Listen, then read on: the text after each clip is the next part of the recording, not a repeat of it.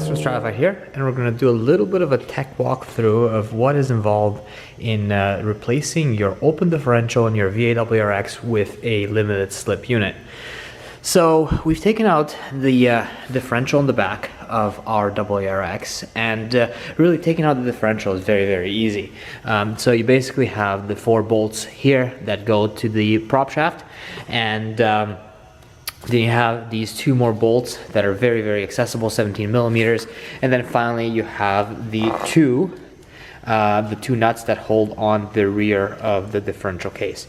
So really simple to get to this differential and get it out of your car. Once you get it out of your car, then the disassembly, again, pretty straightforward. First, make sure you drain your fluid out of it. Then you're going to have to take the rear of the case off, and then you have to take these 2 end plates. So these 2 end plates that bolt on to the edge of the case actually are the races for the bearings in the differential. So here are the roller bearings, and they ride on the races inside of here. Another couple of interesting things to point out is that you can see that you have O-rings here that seal these end plates, and then you have these metal shims.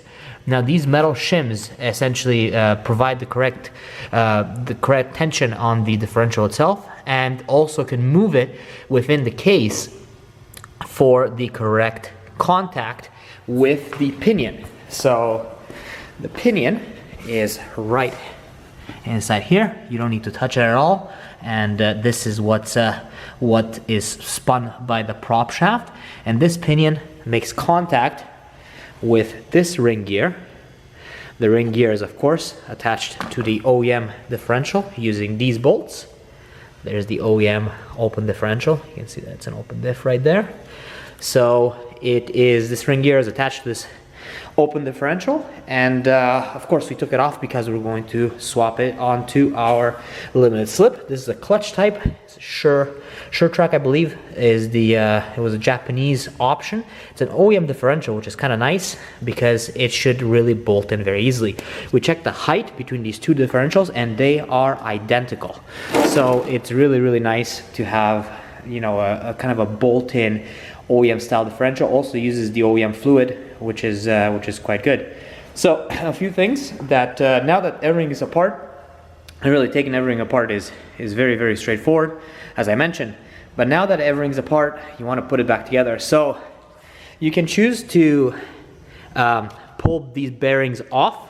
If you have very low mileage, you can try and do that. You can just get a new set of bearings and replace these. They are part for part the same bearing. So the wise thing to do is to get a new set of bearings.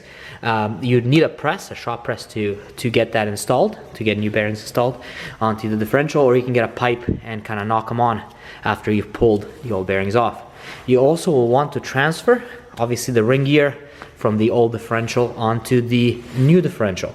Once you get it all in, you should get it inside the case right here. You want to check that you've got the correct mating tooth pattern, and there's a lot of pictures showing you this. It's actually in the service manual as well. For the Subaru, you check basically backlash, you move back and forth, you hold the prop shaft still, you have a dial gauge attached to the differential itself, magnetic, and then you check that your backlash is within spec. So basically you don't have too much play between your new differential and ring gear and the pinion in there. So once you've checked all that, you should probably also replace this metal gasket. If your O-rings on here are old, replace them as well. And if your backlash and tooth gear pattern is not correct on the new differential, then you will need to play around with these shims. And these shims on here you can purchase from Subaru in different thicknesses. One other little tip that I wanted to share is that a lot of people talk about grinding down the nubs in the on the side of the case here to get the LSD to actually spin.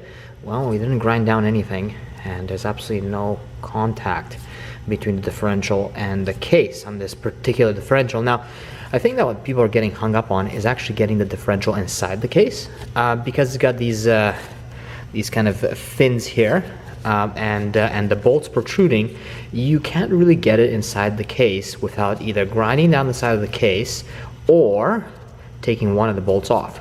So I'm not a huge fan of grinding cases. I'm not a huge fan of the metal shavings in there. So all we did is we took out one of the bolts. It slides right in, and then before you put the end plates back on, you just need to put that bolt back in through the side here. You've got plenty of space, and then to torque it back down. So hopefully that helps some of you guys out and prevent some of the grinding of the case. After all this checks out, fill it up with OEM fluid, throw it back in the car, and enjoy a limited slip differential in your V8 WRX, which should not only give you better traction, but also make the car more enjoyable as it goes around turns.